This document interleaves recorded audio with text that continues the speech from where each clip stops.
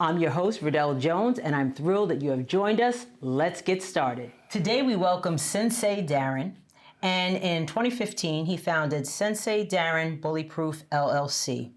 It was driven by his belief in the importance of a strong role model for children facing challenges.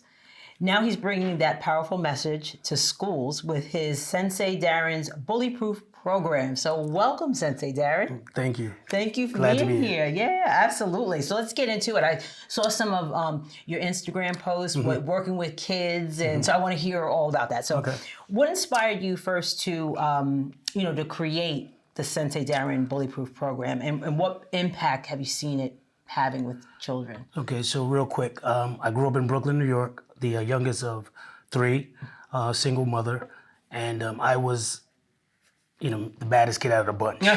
So it was recommended that my mother put me in martial arts, right, by a friend of hers. So she put me in this martial arts school, and I was bitten with the bug.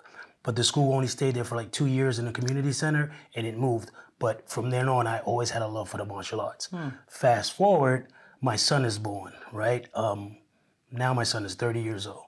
My son is born, and I put him into the martial arts because I wanted to, continue training.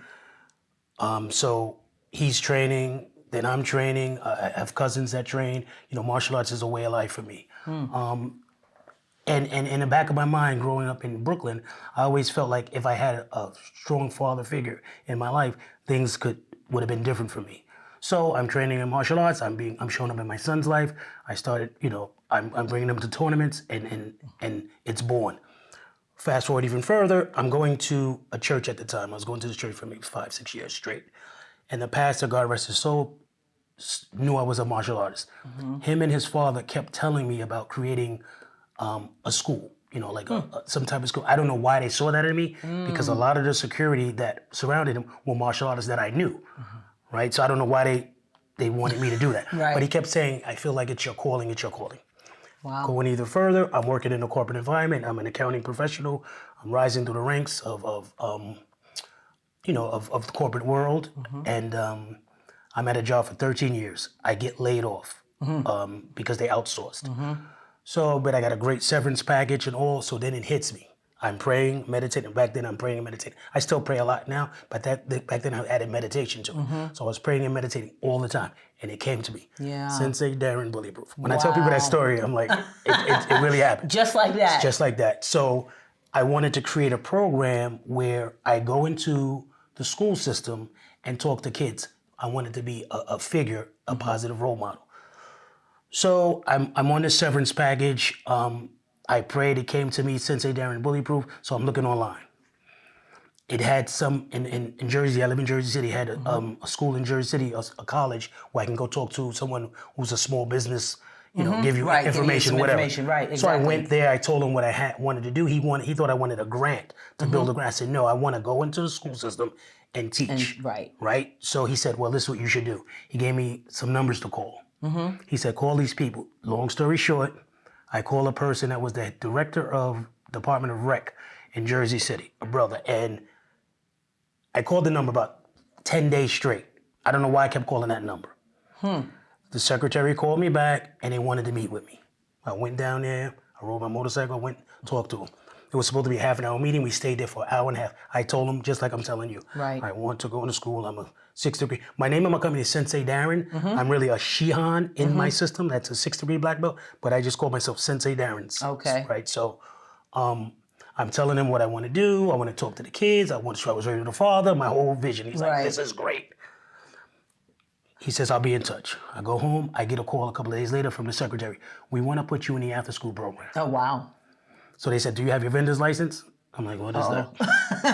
I'm a black, but I know how to teach. Right. So long story even shorter, I get all of the paperwork done, Yes. send it to them. They put me on the roster, and now I'm in Jersey City teaching at these after-school programs. Got it. Now the name gets out. People are like, this guy is wonderful. This guy is wonderful. I'm good with the kids. It's just a natural attraction that the kids have to me. I really like teaching the young boys because that's my vision. Yes. But the girls take to it too. So I do a class one day, and I'm telling people, create the curriculum. No one's supposed to touch you. The premise, my tree of my company is BullyProof. Right. But, the tree. But the branches are communication, self-respect. So within that, the bully-proofing, it's all of that, right? principles So in there. a lot of times we don't even get to do the punking and kicking part because I'm talking. Yeah. So I'm telling these girls, there's a group. I'm telling the girl, no one should touch you. Long story short, someone in that class heard that, and someone in her household was touching her. So they told the principal, they told the guidance counselor. So the principal called me and said, I want to thank you for this program. And from there, it just started growing. Right. So then I move into teaching at the Mary Badoon Center in Jersey City. I do a boot camp class there. I do self-defense class, and I'm continuing to work. But I go back into corporate. So I'm still working corporate, and I'm doing well. So I'm still teaching classes on the side, but I'm not. My dream is to ultimately build this. You want to do. To build this. So I meet a woman that I'm dating now, Elena. I don't really talk to her about the whole martial arts. She knows I train. She knows I work out, but we're not really discussing my dream like that because I'm just meeting her. Right. She finds out, and we're talking. Long story short, she's a marketing exec type, right? Okay. She has very great marketing skills. So she's like, why don't you do a women's self-defense at my gym? I said, okay, why not? I'm doing them all the time. I'm still working. Right. So I do the self-defense course there, and one of the women there has some connections with a school, and long story short, they want to bring me in to do these classes. That was last year. I start doing the classes, and it's a hit. Wow. Right? The principals like it, the kids like it, and again, it's not a kicking and punching type of thing. Right. We're talking to them. We have breakdowns with the kids, and once they get comfortable with us, they're really talking to us about how they feel. And it's really something that I always wanted to do. I do it like this. It's like I wanted to be able to go somewhere and talk like that. My mother was great, but she's old school. Just come here and do what I say. You know that type. There was no talking. Was no talking. It was no communication. Like I let my son talk, but I could not talk. So it's we let the kids talk, and we build a safe space with them. And from here, this year we are in the Hempstead School District. Okay. In all the elementary schools, middle school. We did a seminar at the high school. So right now I'm growing the business. And it's doing really well. So you go to elementary schools and middle schools. Is that your primary? You said you were in a high school as well. And is it different for each grade level? Oh, it's different for each grade. So for the elementary school, they don't mind me. I bring pads and we have a team. They don't mind me letting them kick and burn off steam. It's fine. For the middle school, not so much. Yeah. Because they have enough bullying as it is, and a lot of times those kids are fighting already. So they don't want that. Gotcha. And nowadays, when the kids fight, they're streaming, they're filming Video, it, right, and then they send the videos to each other. So they want more talking. They want more talking. With the older and we build a rapport with them, and they start talking. These kids really need someone to talk to. The high school, they don't want any kicking and punches. It's more of a seminar, bullying. What are the effects of bullying, and how can bullying affect you? Have you been a victim of a bullying, and that kind of conversation. So what would you tell parents? Because I was an educator for 3 years, and I know that especially now with social media, it's always a problem, and you have a student that might be bullied. What would you advise for parents to support their kids if they're being bullied in school? Well, besides getting them some self-defense lessons, right? Because sometimes it just comes down to that. If a kid gets hit once, he'll get hit twice. He'll get 3 times. So at some point, he has to be able to defend himself, right? That is a bottom line.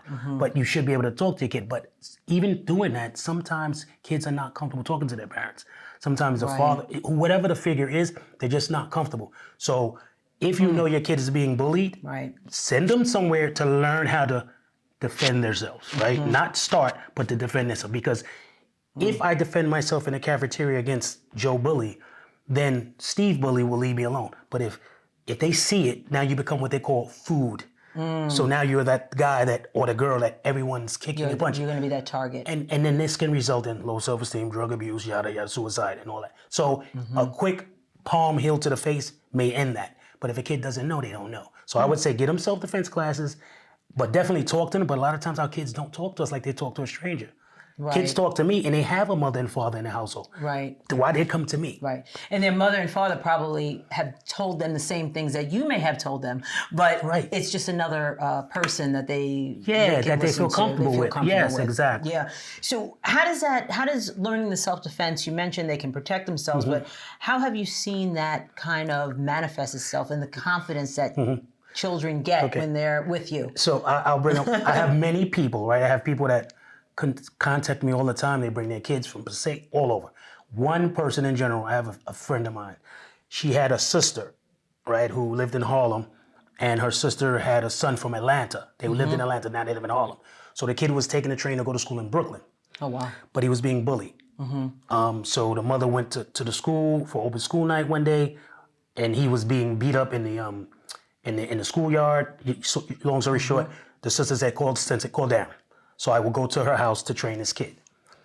So when he came to the door, he's a big kid. I'm like, who's touching this kid? Right. But when he talked, he had this high-pitched voice.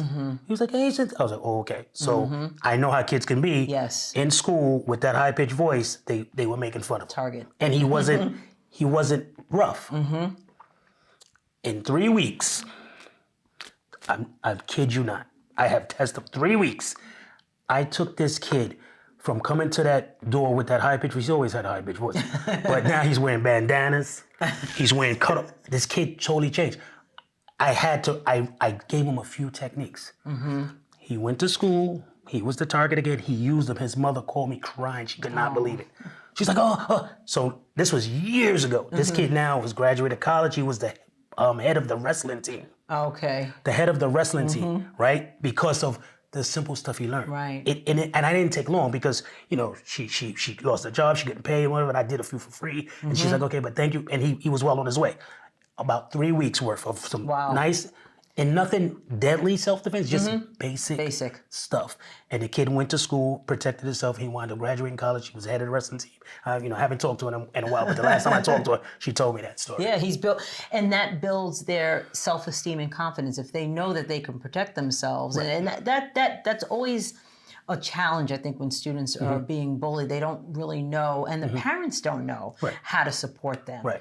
What can schools do to help with the bullying that goes on in schools? Right. Well, they can bring in Sensei Darren's BullyProof, of course. There you go. We know that already. All right. they can bring us in, and they need to bring in a program like ours that can talk to the kids, and we want to have continuity with it because we want to continue to see the same kids, week after week after week, and they get comfortable, right? So when they get comfortable, they'll say certain things. When they say certain things, we go to the guidance counselor and we can intervene. They need to know that no one's supposed to touch you if you tell them no. Right. Now, I always tell kids, if you're playing with Joe and Tom, you're playing, that's different. Because they always say, he's bullying me, they play a lot. I say, you guys are just playing. But if you're telling someone, don't touch me, I mean it. We're not playing any games. Period. But you need to know what to do if you're being put in a headlock and you're being punched in the face. Like, what do we do? How do you get out of it? And if they do it once, they're going to keep doing it. And there are simple techniques to prevent that. And there's nothing deadly. It's simple. If I said don't touch me, don't touch me. And kids learn it like that. I'm sure. Yeah. And then sometimes you see a kid, getting wanting to walk to the halls, to show off. We got to say, calm down. Right. Calm down. You weren't that guy before. You're not him now. Just relax. But because the confidence, it builds. Yes. Yeah. But yes. you need a lot of the bully and the bullied. It's about self-esteem. It's and about confidence. self-esteem. It really is. And so I taught my girlfriend a few techniques. So now she's out later. So she's walking to her car. She's like, I said, all right, calm down. Calm down. You learn one technique. Now you with them heels, calm down. Right. Just easy. Yeah, easy. And get home. Go. Stop. Now she's walking around with the key. All right. So, Sensei Darren, please tell people how they can get in touch with you and how they can have your program in their school. Okay, you can reach me on Instagram at Sensei D BullyProof. That's on Instagram, and from there we have our Facebook page, our website page. You can reach us there and just contact me, DM me, and reach out. All right. Well, thank you so much for sharing that. It's so important to make sure our kids have the confidence and they can protect themselves. So thank you for the work that you're doing. Thank you for having me. All right. Thank you. Thank you so much. Thank you so much for tuning in to Conversations with Verdel Jones, empowering your passion with purpose. I hope today's conversation left you inspired, informed, and ready to take action toward your goals. If this episode sparks something in you, don't keep it to yourself. Share it, pass it, and keep the cycle of learning and growing alive. Don't forget to subscribe, comment, like, and share so you will never miss an episode. And remember, in the words of Maya Angelou, when you learn, teach, and when you get, give. We'll see you next time.